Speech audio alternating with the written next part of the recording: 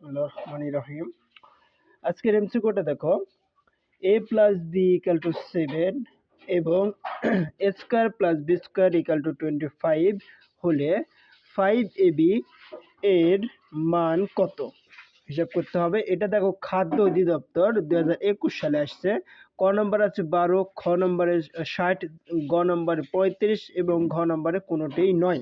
আচ্ছা দেখি কোনটা হয় আমাদের।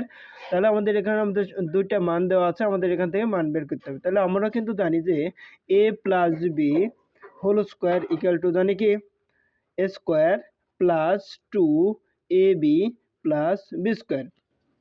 এখান থেকে আমাদের a plus b whole square equal to A square plus B square plus 2ab, just a ছিল বিটা এই পাশে নিয়ে আসলাম। আচ্ছা, এখন আমরা এটাতে মান বসা দেব। দেখো 7 উপর square equal to A square plus B square 25 plus 2ab। আচ্ছা, এখন 7 উপর স্কোয়ার যদি করা হয় তাহলে হচ্ছে 49 আর 25 প্লাস 2ab।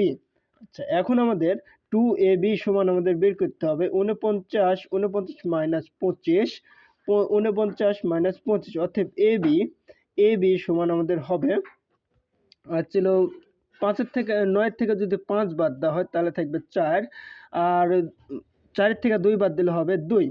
আচ্ছা, এখন হচ্ছিল এই 2 এই পাশে গুণ আছে, এই পাশে ভাগে যাবে, এই 2 দ্বারা 24 কাটলে হবে হচ্ছিল 12। তাহলে ab সমান আসতেছে 12।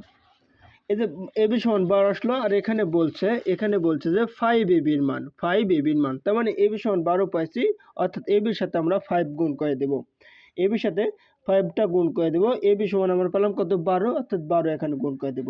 12 যদি গুণ করে দিই তাহলে 5 বারাং আসবে ছিল 60।